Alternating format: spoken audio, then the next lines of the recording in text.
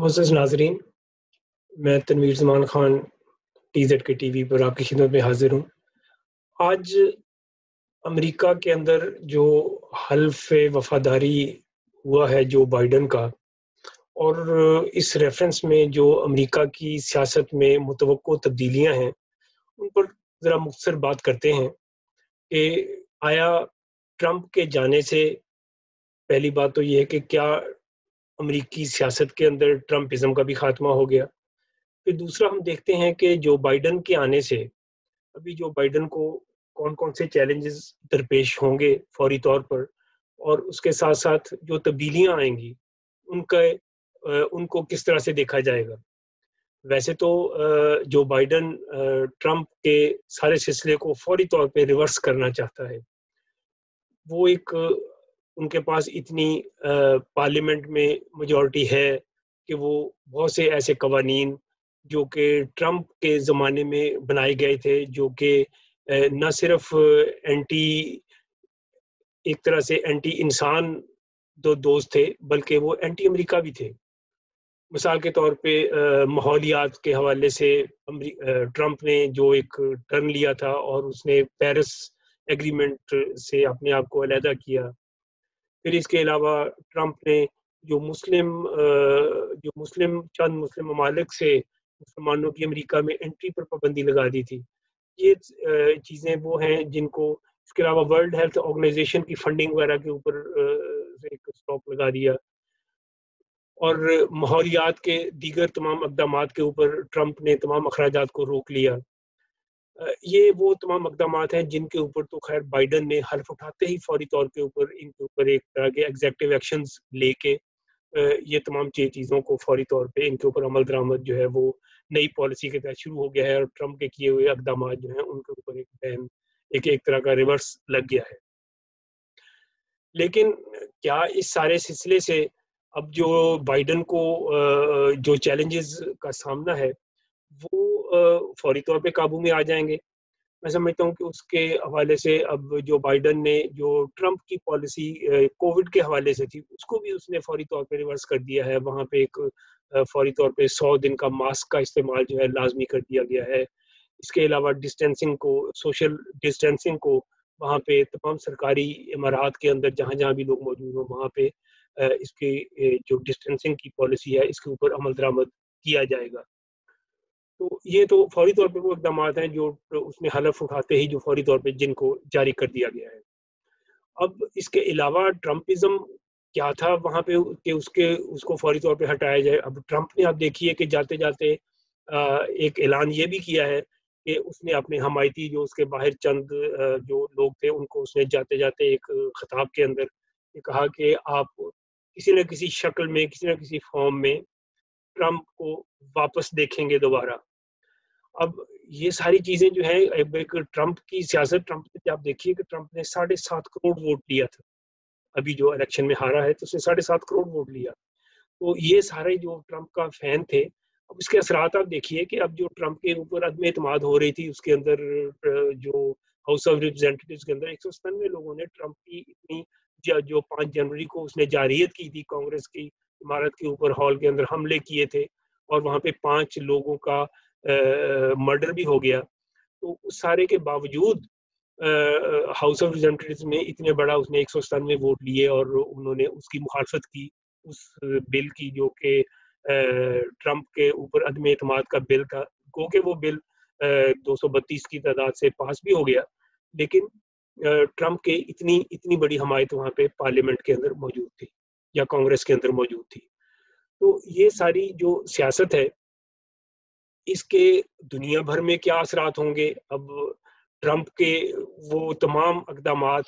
ان کو ٹرمپ کس طریقے سے اسرٹ کرے گا؟ اب دیکھیے ٹرمپ اپنی بیٹی کو تیار کر رہا ہے کہ وہ اگلے الیکشن میں خود اگر نہ بھی اتر سکا تو وہ اپنی بیٹی کو اتارے گا۔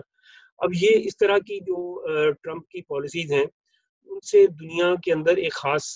طرح کی نفرت اور دنیا کے اندر ایک خاص اس سے ایک علیحدگی کا بھی ایک اظہار کیا جا رہا تھا، خاص طور پہ یورپ کے اندر۔ یورپ میں آپ دیکھیے کہ یورپ میں جب سے اس نے پیرس ایگریمنٹ سے علیحدگی کی، اس کے بعد بہت سارے ایسے اقدامات جو ٹریڈ کے بہت ساری پابندیاں اور بہت سارے ٹیرفس جو نئے لگائے گئے تھے یورپ کے ساتھ، ان سے ٹرمپ ایک یورپ کے اندر انتہائی ناپسندیدہ شخصیت کے طور پہ دیکھا جاتا تھا. خاص طور پہ اس کا بہت ایک طرح کا روڈ انداز جو دوسرے ٹرمپ یورپ کے تمام سربراہان کی طرف ہوتا تھا، خاص طور پہ فرانس کے میکرون کی طرف اس کا جو پچھلے اس کے ایک ٹور کے دوران جو اس نے جس قسم کا ایک طرح کا کہا جاتا ہے کہ بدتمیزی کی تھی، تو وہ ایک یورپ کے اندر ان تمام چیزوں کو بہتر کوئی اچھے انداز سے نہیں دیکھا جاتا.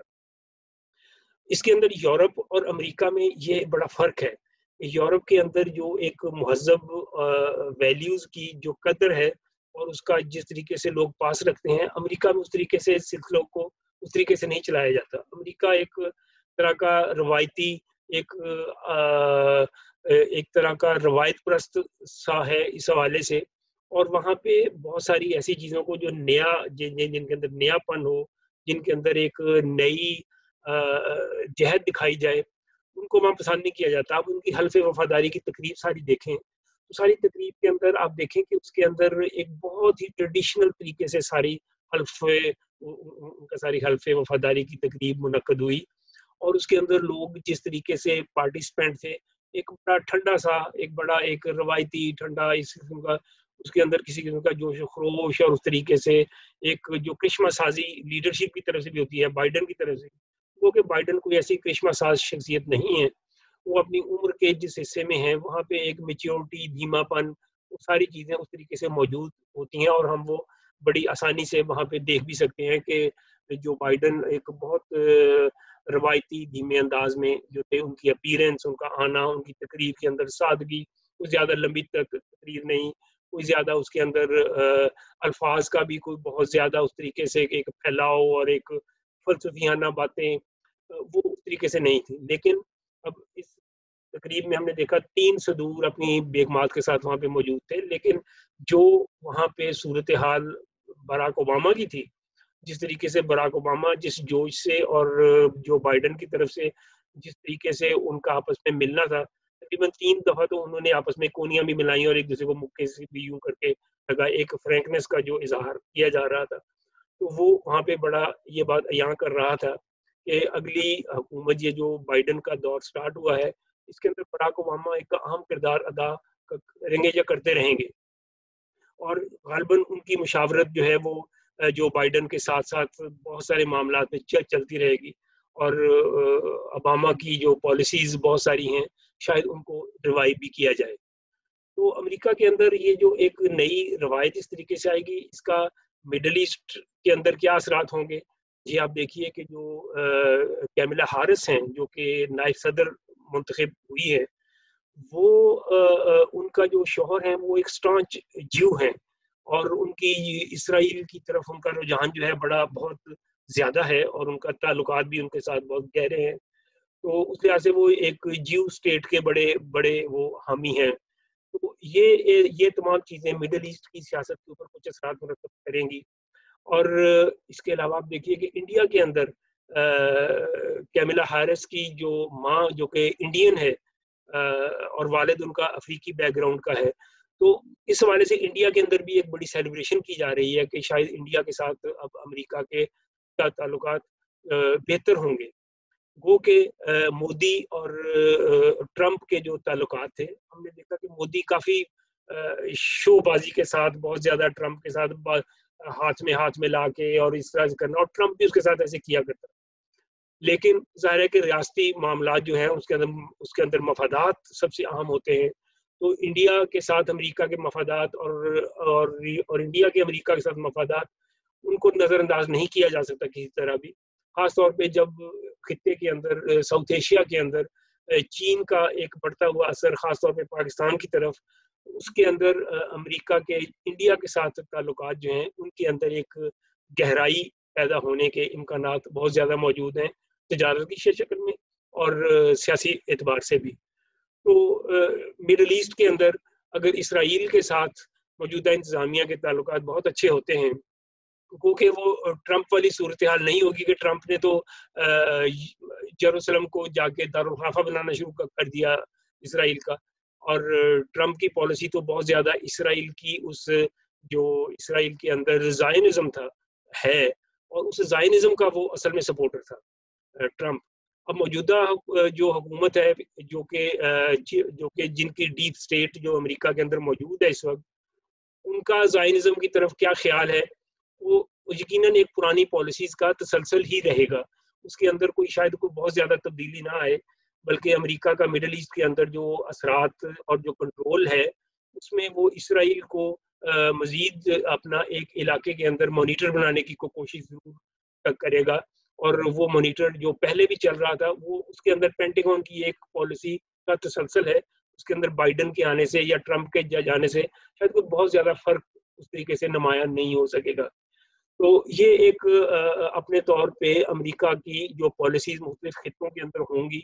ان کو اب وقت کے ساتھ پتہ چلے گا, کیونکہ فوری طور پہ تو معیشت اور کرونا یہ دو ایسے ایشوز ہیں جو امریکی موجودہ انتظامیہ کو درپیش ہوں گے, اور ان کے اوپر جو ہے وہ ان کو کوئی نہ کوئی ایسی گہرے پالیسی اور حکمت عملی کی ضرورت ہے کہ جس سے کرونا کو بھی روکا جا سکے اور اس کے ساتھ ساتھ امریکہ کی معیشت کو جو کہ بہت زیادہ ریورس ہو چکی ہے اس کو بہتر بنایا جا سکے, اور اس کے اندر جو ایسی کوئی پالیسیز لے کے آئی جائیں جس سے کہ امریکی معیشت جو ہے اس کا پہیہ فوری طور پہ چل پڑے. تو یہ اس کے لیے اس سال, کیونکہ یہ سال کہا جا رہا ہے کہ شاید کووڈ کا ہی سال ہے, لیکن یہ کووڈ کا آخری سال ہے, کیونکہ اس سال امید ہے کہ دنیا کے ہر کونے کے اندر ویکسین پہنچنے میں کامیاب ہو جائے گی اور دنیا جو ہے وہ کووڈ-19 سے ایک طرح سے آزاد ہو جائے گی. بلکہ بہت سے ممالک میں تو دیکھا یہ جا رہا ہے کہ امریکہ اور یورپ کے اندر ویکسین کا استعمال جس تیزی سے ہو رہا ہے اس سے لگتا ہے کہ آئندہ یہ آنے والا سمر جو ہے اس کے اندر مئی جون تک کے بعد سے ماحول کے اندر جو تبدیلی واقع ہونی شروع ہو جائے گی وہ آہستہ آہستہ سال کے آخر تک کھلتی ہی چلی جائے گی, اور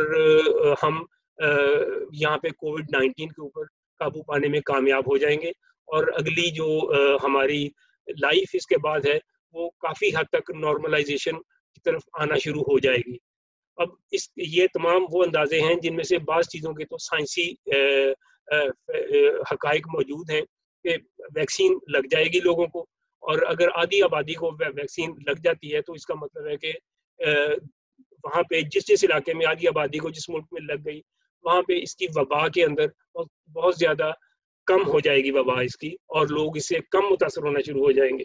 تو جیسے جیسے دنیا کے اندر اس کا استعمال بڑھتا جائے گا یہ دنیا کے اندر قابو میں آتی جائے گا, اور یہ مرض سے ہم جان چھڑا لیں گے, اور ہماری جو ایک آزادی سلب ہو چکی ہے وہ بھی بحال ہو جائے گی.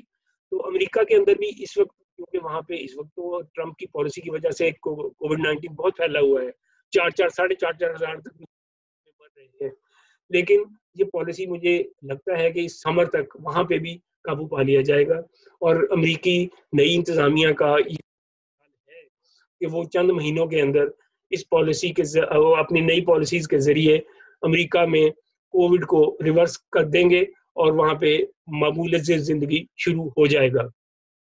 تو اس کو اب ہم آئندہ مزید اس کے اوپر امریکی صورتحال کے اوپر کا ہم مزید جائزہ بھی لیتے رہیں گے, اور نئی ڈیولپمنٹس کوئی آئیں گی تو آپ کے ساتھ ان کے اوپر ہم بات چیت ضرور کریں گے. تب تک کے لیے اجازت دیجیے. Thank you very much. السلام علیکم. ٹی زیڈ کے T V YouTube channel Tanveer Zaman Khan کا یوٹیوب چینل ہے